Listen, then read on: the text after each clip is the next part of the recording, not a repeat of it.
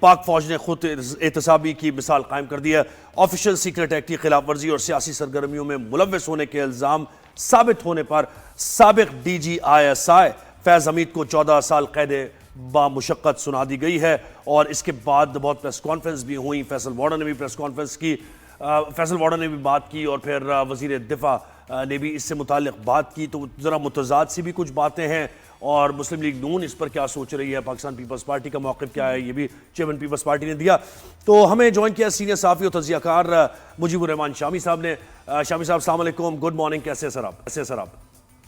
وعلیکم السلام جناب، جی شکر اچھا اللہ کا۔ Sir thank you sir. مجھے بتائیں سر، پہلا سوال یہ کہ اس کے بعد یہ جو ہو گیا ہے، ان کو سزا سنا دی گئی ہے، تو اس کے بعد پرابلم سالو ہو گئی ہے فار آل ٹائم ٹو کم؟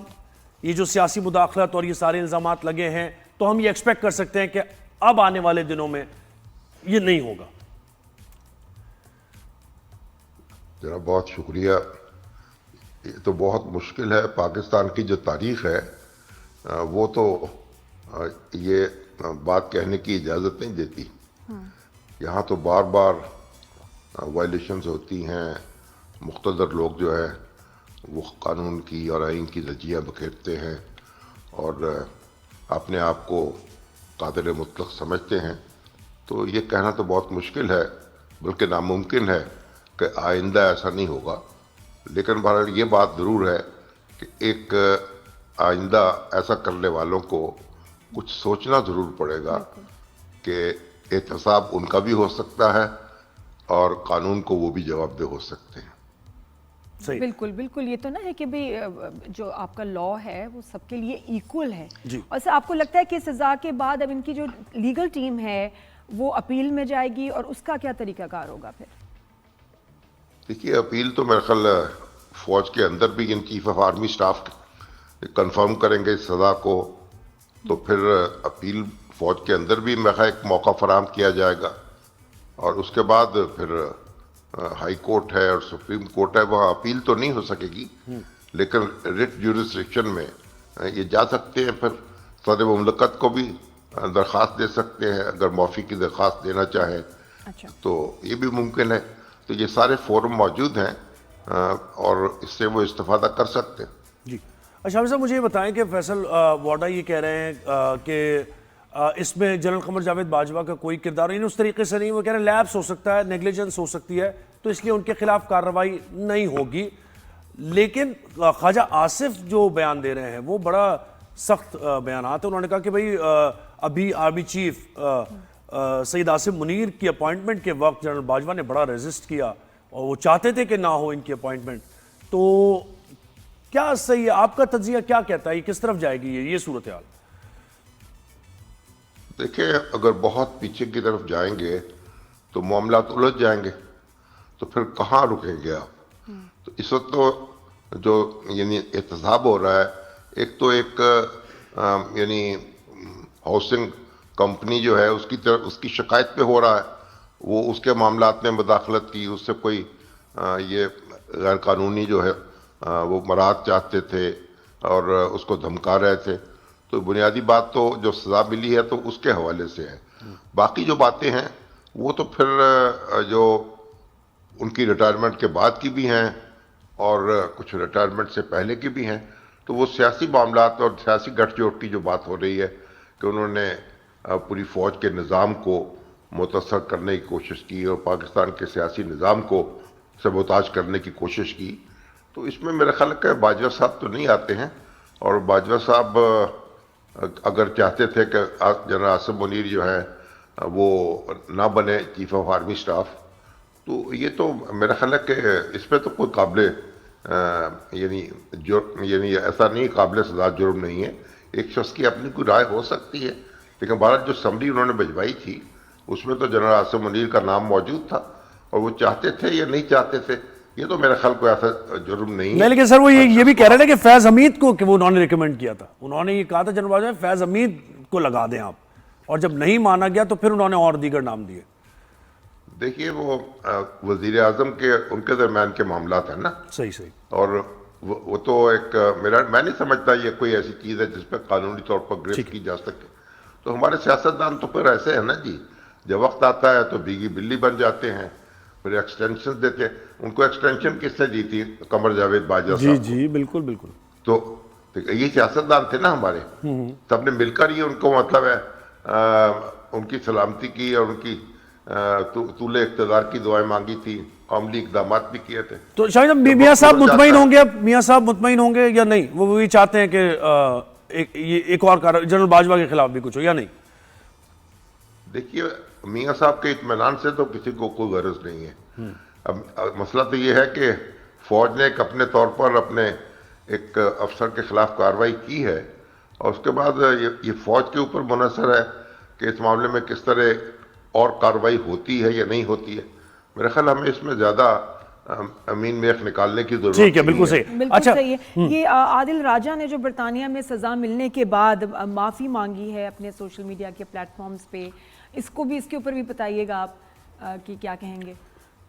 تو دیکھیے نا کہ اب جو ہم بھی فالو کرتے ہیں جو برطانیہ کا قانونی نظام ہے، ویسے ہی ہمارے ہاں بھی یہ تقریباً اسی طرح عدالتیں قائم ہیں، اور اسی طرح جو ہمارا قانونی جو نظم ہے وہ تو برطانیہ کی نظم کی ایک کاپی ہے نا. لیکن وہاں ڈیفیمیشن کے کیسز میں سزائیں ہوتی ہیں، لوگوں کو الزامات لگانے پر یہ بھگتنا پڑتا ہے جو کچھ جھوٹے الزامات لگاتے ہیں. تو لیکن پاکستان میں آپ دیکھیے ڈیفیمیشن کے کیسز جو ہیں وہ برسوں طے نہیں ہوتے، کسی کو سزا نہیں ہوتی. یہاں پگڑیاں اچھالنے کی آزادی ہے اور اجازت ہے، اور یہاں یہ تو ہمارا جو بالکل دنیا بھر میں نظام ہے، یہ ہماری جو کرمنل عدلیہ ہے، آفینس ہے جی، کرمنل کورٹس میں جاتا ہے، کرمنل آفینس ہے، بڑی سخت سزائیں، فائنز اینڈ جیل ٹائم. ہماری عدلیہ کو غور کرنا چاہیے بالکل کہ بھئی جو توہین، یعنی یہ جو لوگوں کے ڈیفیمیشن کے کیسز ہیں اور جو توہین کے کیسز ہیں وہ ان کو جلد نپٹائے اور مؤثر طریقے سے کارروائی کرے. بالکل ایسی رول آف لا پھر بھی. اچھا شاہد صاحب مجھے یہ بات بتائیں، 9 مئی کے معاملات پر بھی بڑی بات ہو رہی ہے، اور یہ کہا جا رہا ہے کہ 9 مئی کا نیکسس تھا یہ، اور کیونکہ اب فیض حمید کے خلاف کارروائی ہوئی ہے تو 9 مئی میں اب وہ عمران خان کے خلاف بیان بھی دیں گے، نہ صرف بیان دیں گے بلکہ ایویڈنس دیا جائے گا کہ یہ ان کے کہنے پر اور اس نیکسس کے تحت یہ 9 مئی ہوا تھا. تو یہ تو بڑی خطرناک بات نہیں ہوگی بانی پی ٹی آئی کے لیے؟ مزید کیا فیس کرنا پڑ سکتا ہے ان کو؟ دیکھیں اس وقت بھی وہ 14 سال قید کی سزا جو ہے ان کو تو مل چکی ہے نا، مگر ظاہر ہے کہ اگر معاملہ اس طرح آگے بڑھتا ہے اور شواہد سامنے آتے ہیں اور کارروائی ہوتی ہے تو ان کی مشکلات میں اضافہ ہوگا. اس میں تو دو رائے نہیں ہو سکتی. مگر بحیثیت مجموعی ہم سب کی مشکلات میں اضافہ ہوگا، کیونکہ ہمارا ایک پورا ماحول اور پورا نظام جو ہے اس سے متاثر ہوگا. اور بڑی ایک انفارچونیٹ بات ہے جو ہوئی، اور 9 مئی کو جو کچھ ہوا ہے اس کا تو ہم تصور نہیں کر سکتے تھے. اب جو کچھ ہونے والا ہے اس کے بارے میں فیصل وابڈہ صاحب جو ہے وہ اطلاعات دے رہے ہیں، اور ہمارے پاس تو کوئی ایسا سورس نہیں ہے کہ ہم کوئی بات کر سکے کبھی کیا ہونے والا ہے اور کیا ہوگا اور کیا ہو کر رہے گا. جی وہ تو فیصل وابڈہ ہی کہہ رہے ہیں، ان کو ہی ہم ظاہر کوٹ ان کوٹ کر رہے ہیں. اچھا ایک اور چیز مجھے بتائیں کہ کیا اگر ممکنہ طور پر ہوتا ہے ایسا کچھ تو یہ جو گورنمنٹ ہے، بہرحال پولیٹیکل گورنمنٹ کا ٹیگ تو ہے نا، چاہے وہ کام نہ کر رہی ہو اس طرح کچھ بھی ہے، سسٹم خراب ہو، لیکن کیا یہ متحمل ہو سکتی ہے گورنمنٹ کے اس قسم کے ایکسٹریم اقدامات لے لیے جائیں کسی پولیٹیکل جماعت کے خلاف یا نہیں؟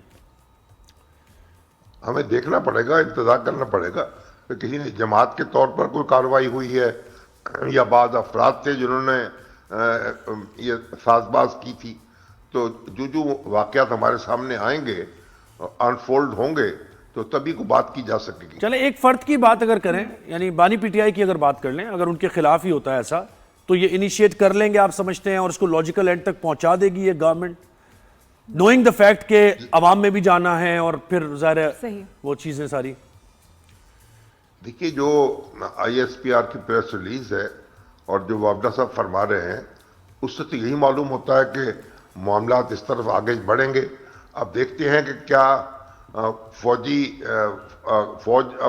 ان کو اپنی تحویل میں لیتی ہے اور اس فوجی عدالت میں کارروائی چلتی ہے، کورٹ مارشل ہوتا ہے، یا کوئی سول عدالت جو ہے اس میں یہ سارا کام ہوتا ہے. تو ہمیں انتظار کرنا پڑے گا. لیکن جو معاملات ہیں وہ سنگین نوعیت اختیار کرتے نظر آ رہے ہیں. بالکل. اچھا یہ جو سزا ہوتی ہے آرمی کورٹس کی طرف سے, اس میں جب 14 سال کی بات کرتے ہیں تو what does that mean؟ ایک تو ہمیں پتہ ہے سیویلین کورٹس کا تو ہمیں پتہ ہے اس میں یہ, اور پھر کتنی سخت سزا ہوتی ہے, کون سی جیلیں ہوتی ہیں, سارا وہ بتائیے. یہی جیلیں جو عام جیلیں ہیں انہی میں رہیں گے وہ, ان کی جیل تو کوئی خصوصی نہیں ہوگی. اور یہ بھی سنا ہے اڈیالہ جیل منتقل کر دیا جائے گا ان کو. تو جو عام جو کورٹ مارشل جن کا ہوتا ہے اور جو فوجی افسران سزا بھگتتے ہیں وہ بھی انہی جیلوں میں رہتے ہیں جن میں دوسرے سیویلین. شامی صاحب اڈیالہ جیل کی آپ نے بات کی, اڈیالہ جیل سے کسی کو کہیں اور منتقل کیا جائے گا پھر یا نہیں, کیونکہ یہ بھی باتیں ہو رہی ہیں نا. ہاں باتیں تو ہو رہی ہیں, بہت سی باتیں ہوتی رہتی ہیں ہمارے یہاں, لیکن اب یہ کہنا مشکل ہوتا ہے. کہتے ہیں نا پاکستانی سیاست جو ہے اس کی کوئی کل سیدھی نہیں ہے, اب کب سیدھی ہو جائے کب الٹی ہو جائے کیا کہہ سکتے ہیں ہم. اچھا یہ جو بہنوں کے لیے کہ وہاں ہم نے مناظر دیکھے شامی صاحب, وہ کیسے آپ کو کیسے لگے اسکرین پر جب, یا اسکرین پہ تو آئے نہیں, خیر سوشل میڈیا کے ذریعے ہم نے دیکھا. ہاں بہت دکھ ہوا, بہت افسوس ہوا. ایک ملاقات کی بات تھی, ملاقات کرا دیتے تو کیا قیامت برپا ہو جاتی. صحیح ہے, صحیح کہہ رہے ہیں. اور کے پی کے گورنمنٹ کا ذرا مجھے شامی صاحب آپ کا کیا تجزیہ, کہاں تک پہنچے ہیں آپ کی, واقعی گورنمنٹ ختم ہونے والی ہے یا وزیر اعلیٰ جانے والے ہیں یا یہ نہیں؟ گورنر راج. ہاں دیکھیے کے پی کے کی گورنمنٹ جو ہے اس کو اپنی حد میں رہنا چاہیے نا. وہ ایک صوبائی حکومت ہے اور صوبائی وزیر اعلیٰ کو اپنے معاملات کی طرف توجہ دینی چاہیے. اگر وہ اپنے معاملات سے بڑھ کے آگے وفاقی حکومت پہ چڑھائی کریں گے یا کوئی اور لا اور آرڈر کے مسائل پیدا کریں گے تو پھر ان کے لیے بھی مشکلات پیدا ہوں گی. پھر دستور میں تو جو کچھ لکھا ہوا ہے وہ برے کار آ سکتا ہے, لیکن ان کو بریک لگانی چاہیے اور اپنے دیکھیے وہاں دہشت گردی ہو رہی ہے, وہاں حالات دگرگوں ہیں, اپنے صوبے پہ توجہ دیں اور غیر ضروری جو اپنی مصروفیات ہیں ان کو ختم کر دیں. جی دیکھا جائے تو ایسے میں لوگوں کو بھول گئے کہ لوگ, ان کا انٹرسٹ, ان کی ترقی, ان کے مسائل, اس کی کوئی بات ہی نہیں ہو رہی. جیسے وہاں کوئی لوگ ہیں ہی نہیں, پبلک ہے ہی نہیں, پاکستانی ہے ہی نہیں وہاں, ان کا کیا, ان کو کون دیکھ رہا ہے؟ یہی تو مسئلہ ہے. اب اگر وزیر اعلیٰ جو ہیں, مگر ان کو تو لایا ہی اس لیے گیا ہے کہ وہ ہنگامہ بازی ہو سکے. تو اب یہ بڑی ایک اس کی آپ کوئی تعریف تو نہیں کر سکتے نا صورتحال کی. دوبارہ اب بھی امید ہے کہ اگر وہ ہوش کے ناخن لیں گے اور اپنی لمیٹیشنز میں رہیں گے تو پھر کسی انتہائی اقدام کی نوبت نہیں آنی چاہیے. انشاءاللہ اللہ کرے ایسا ہی ہو. بہت شکریہ, thank you for your time.